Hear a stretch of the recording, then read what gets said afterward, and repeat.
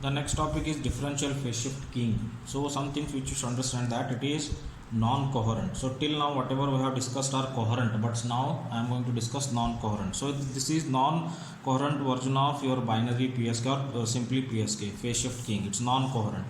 The second one, it will eliminate the need of reference signal at the receiving end. So you remember pi 1 of t or pi 2 of t which was given at the transmitter, same pi 1 of t, same pi 2 of t which we used to use at the receiving end also, but that is eliminated in the DPSK. So same pi 1 of t, pi 2 of t is not required at the receiving end. This actually done by combining two operations, number A and B. A, instead of using the input as the binary sequence, what it will do, it will differential encode it. So it will use differential encoding of input binary sequence. Okay, and next, once it encodes differentially, then the PSK will be applied, means phase shift keying is applied of this differentially encoded sequence, not the input sequence. Differentially encoded sequence will be phase shift keying will be applied. How it will be applied? For example, if there is symbol 1, then a carrier with 0 degree phase shift will be transmitted. If symbol 0 is there, then the carrier with 180 degree phase shift will be transmitted. So let us see the first one, DPSK transmitter.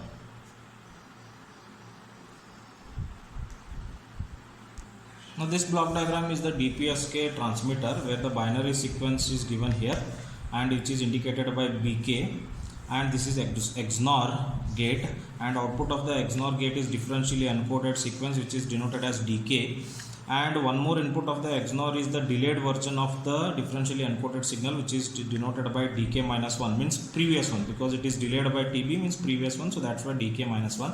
This is amplitude level shifter, and then after that it will modulate the carrier which is square root of 2 by TB cos 2 pi FCT, and whatever output we get, that is the output of the block diagram which will be a DPSK signal.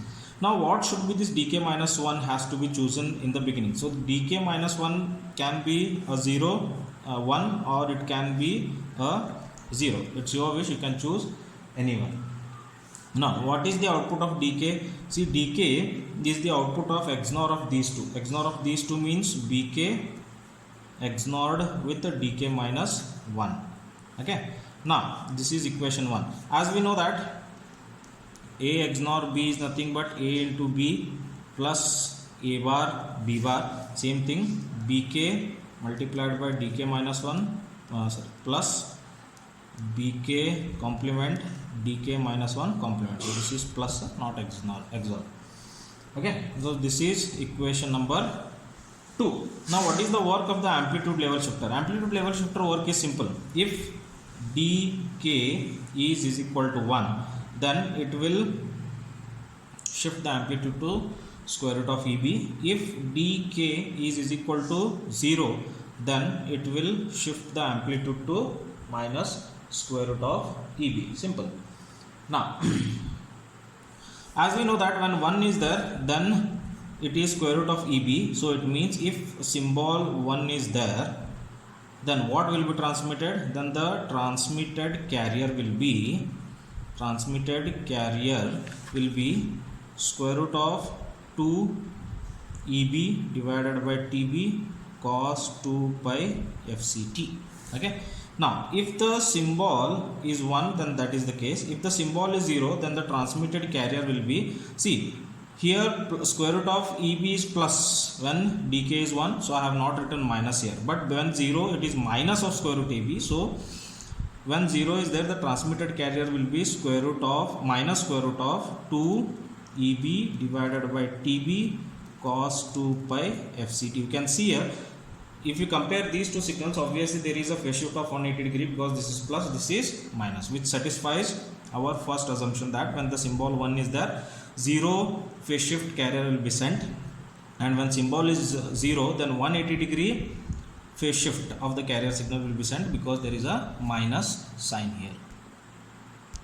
Now this table will explain you how these things will work. Now the input sequence I have chosen as 100, 10011. Now first you have to find out the differentially encoded sequence, which is denoted as dk. Now as I said, dk minus 1 can be chosen either 1 or it can be chosen as 0. So let us choose it is equal to 1. So I have chosen is equal to 1. Now this is the dk. So how dk will be formed? When the input signal is XNORed with the dk minus 1. So this is the dk minus 1 bit. So you have to XNOR these two. So XNOR 1 plus 1 XNORed with 1. What I am going to get? I am going to get 1 here. Write it, the answer. Now again these two you have to XNOR. So 1 and 0. If you XNOR, you will get a 0. Now again 0 0 XNOR, you are going to get 1. 1 1 XNOR, you are going to get 1. Next 1 0 XNOR, you are going to get a 0. 0 XNORed with 0, you are going to get 1. 1 XNORed with 1, you are going to get a 1. 1 XNORed with 1, you are going to get a 1. So this is the differentially encoded signal. Now the transmitted phase in radians. First 1 is there, so there will not be any phase shift. Again 1 is there, no phase shift. 0 is there, so there is a phase shift of 180 degree, which is indicated as pi. 1 is there, no phase shift. 1 is there, no phase shift. Then 0 is there, so there will be a phase shift of 180 degree. 1 is there, then it is 0 degree phase shift. This is 0 degree phase shift. 1 is there, so 0 degree phase shift. So this is the phase shift in terms of radians.